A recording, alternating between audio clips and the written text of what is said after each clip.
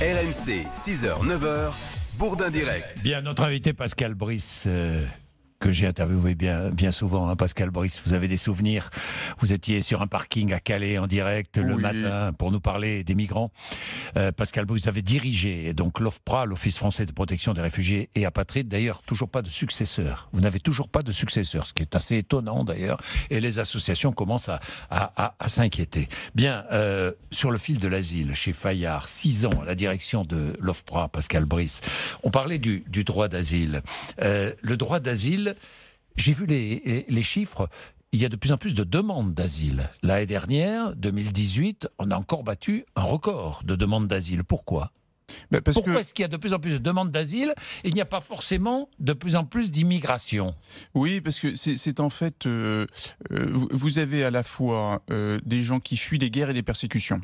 Oui. Ils arrivent, ils demandent l'asile. Et là, l'OFPRA va vérifier ça, c'est le travail de l'OFPRA, et puis leur accorder le droit d'asile. 45 000 personnes, parmi les 120 000, se sont vues reconnaître ce statut de réfugié parce qu'elles fuient ces guerres. L'année dernière, 45 000 sur 120 000. Donc ça, c'est la première explication à la hausse, parce qu'il y a des réalités à travers le monde, des guerres, des persécutions. Un mot sur les autres. Que deviennent-ils ? Ceux qui ont vu leur asile refusé. Et puis, il y a effectivement ceux qui sont des migrants économiques, qui viennent là, que l'OFPRA déboute, qui doivent normalement repartir dans leur pays. Or, c'est l'un des problèmes du système. C'est-à-dire l'OFPRA fait son boulot, mais trop d'entre eux qui ont été déboutés ne repartent pas dans leur pays. Donc, c'est l'un des enjeux, parce que c'est compliqué à mettre en œuvre. Et je pense que là, c'est ce que j'ai voulu montrer à travers ce récit. Il existe des solutions. Je vous donne un exemple. Lorsque l'OFPRA, pendant tous ces mois, est parti en Espagne, en Italie, à Malte, auprès des arrivées des bateaux, l'Aquarius et autres, a fait l'instruction de la demande d'asile sur place dans les ports. De manière à ce qu'ensuite on dit bah oui, vous relevez le droit d'asile, vous avez fui des guerres, des persécutions, vous allez être accueillis en Europe. Mais celles et ceux qui n'en relèvent pas, ils doivent pouvoir repartir directement dans leur pays d'origine. Tout de suite. Voilà une solution. Tout de suite. C'est l'un des problèmes du système, ça n'est pas le seul, qui fait que on entretient les confusions dans l'esprit public. On se dit mais alors il y a des règles, mais elles ne sont pas totalement appliquées. Il faut appliquer des règles de protection pour celles et ceux qui relèvent du droit d'asile, et des règles de retour dans le pays d'origine pour celles et ceux qui n'en relèvent pas. En matière de migration, d'immigration, il faut être extrêmement clair. Pascal Brice. Oui, il faut être lucide. Lucide, c'est-à-dire que les gens se posent des questions, on voit bien pourquoi.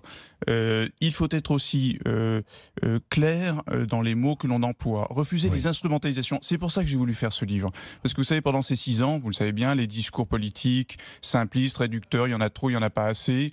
Alors que la réalité que j'ai voulu montrer, c'est que vous avez des hommes, des femmes dans ce pays, des travailleurs sociaux, des bénévoles, des citoyens, des fonctionnaires qui travaillent, qui organisent, qui maîtrisent. Quand c'est bien fait, tout se passe fonctionne. Partout dans le pays, je l'ai vu partout, chez moi en Loire-Atlantique, dans les Pyrénées-Orientales, dans le Pas-de-Calais, partout, ça fonctionne très bien, mais parce qu'on respecte le droit, dans toutes ses dimensions, parce qu'on organise les choses, les élus sont là, les citoyens sont là, et ça se passe très bien. Ça veut dire que si l'on respectait le droit, si l'on appliquait correctement les lois, si on donnait les moyens pour bien appliquer la loi, il n'y aurait pas de problème migratoire dans notre pays. Je le pense. C'est-à-dire qu'à partir du moment où on contrôle les choses aux frontières extérieures de l'Europe, il y a encore du boulot. À partir du moment quand les gens demandent l'asile, on instruit rapidement leurs demandes. Quand ils relèvent bien du droit d'asile, on a une vraie politique d'intégration. Parce que vous le savez, le problème, c'est la panne du système d'intégration en France. Bien sûr. C'est-à-dire qu'on accorde le droit d'asile, mais ensuite on ne fait plus grand-chose pour intégrer celui qui a obtenu le droit d'asile. Alors qu'il faut pouvoir avoir une politique d'intégration pour le logement, pour l'emploi, pour le partage des valeurs républicaines. Ça, c'est ceux qui relèvent du droit d'asile. Et puis celles et ceux qui n'en relèvent pas, avoir des politiques de reconduite, parce que sinon on mélange tout, on alimente les inquiétudes dans notre pays. Oui. Et on entend les discours des uns et des autres qui nous disent que nous sommes envahis. Est-ce que nous sommes envahis ? Non, nous ne sommes pas envahis. Quand vous le disiez, 120 000 demandes d'asile en 2018, alors qu'en Allemagne vous en aviez 1 million en 2015.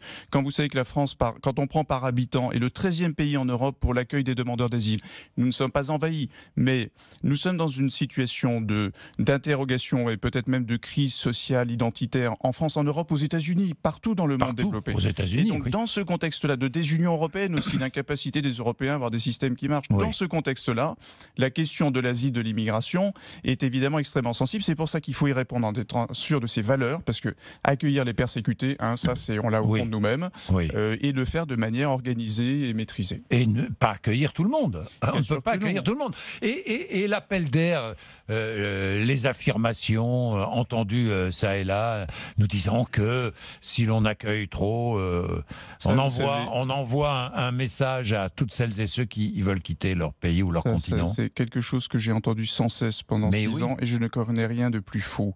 C'est indigne parce que, en fait, l'idée c'est quoi? Ce serait que, et c'est très inscrit dans la culture administrative notamment, c'est l'idée qu'au fond, si vous accueillez bien les gens, il y en a plein qui vont venir. Ça provoque quoi? Moi, je l'ai vu dans les rues de Paris, je l'ai vu chez moi dans les rues de Nantes l'été dernier. Ça provoque quoi? Les gens à la rue.